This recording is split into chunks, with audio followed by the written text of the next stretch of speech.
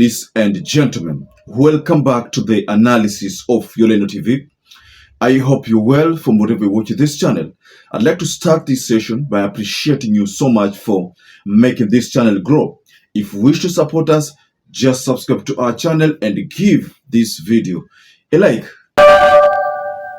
So today, being the 11th August 2023, is a day that Azimio had set aside for interdenominational prayers for those who lost their lives during demonstrations following disproportionate use of force by the police. Young people have died a very brutal and painful death. They are basically victims of gunshots committed by police officers who were supposed to protect them and their lives and property. We came as a country from colonialism. Under colonialism, we had what was called the police force, a force that was meant to be used by the colonialists to rule the natives. But after independence, we should have transformed our police to a service whose responsibility is to protect life and property of the people. Unfortunately, this is not happening. We fought very hard to get a new constitution. The struggle for a constitution took over nearly 50 years. Lives were lost during that struggle. Unfortunately, what we have witnessed over the last 1 year since this regime took power shows us that very little has been achieved. We have a new constitution on paper, one of the most democratic constitutions in the world. But unfortunately, the practice is very different. And the country can easily slide back to where we came from. You have a constitution that protects the right of the people, but those who have usurped power in our country do not respect that constitution. And that is why an order can be given of shoot to kill by police officers. First, the Constitution gives Kenyans a right to petition, right to picket, right to demonstrate. And you do not need permission from a police officer. You only need to notify the police that you are going to do a demonstration. And give also reasons why you are demonstrating. Kenyans were demonstrating against high cost of living, high cost of... This move, this strategy, I think, it has just come at a time when JAPHET KOOME made those disturbing comments, and you heard about those comments when he talked about hiring of the dead. I mean, they say that Azimio hired dead bodies to parade them and say that police ndio wamesababisha yote.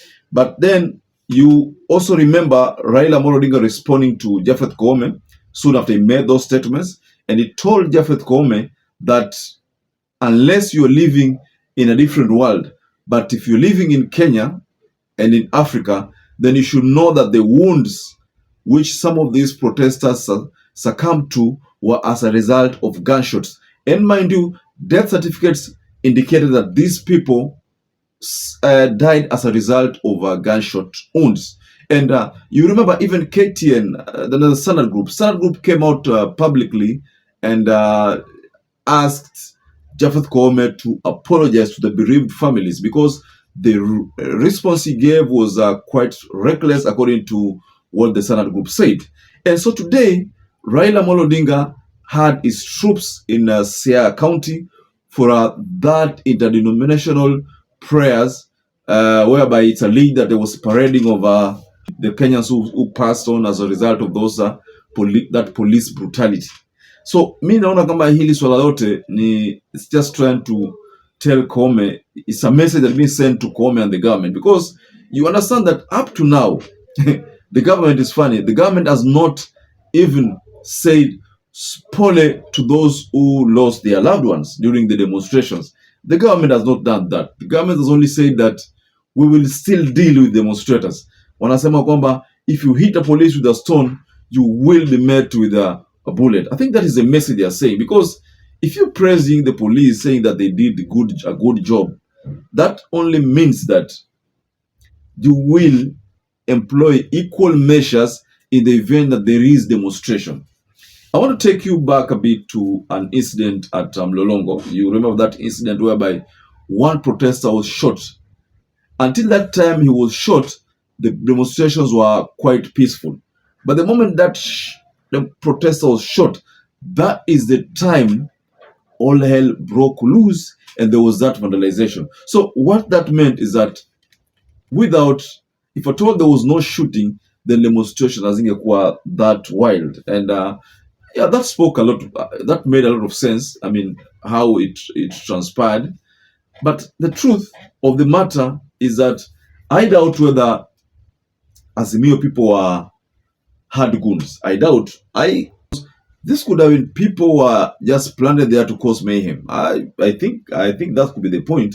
So what Raila Amolo Odinga and the team has decided to do today is to simply send a strong message to the government and the police. Specifically, the message here is being sent to JAPHET KOOME.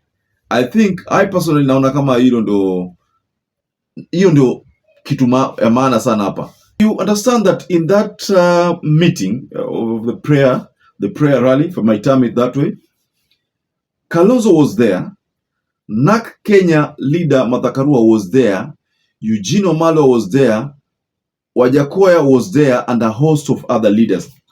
They were also there in attendance. First of all, the leaders, it's alleged that the leaders first of all paid respect to the victims whose caskets were laid in line for public viewing.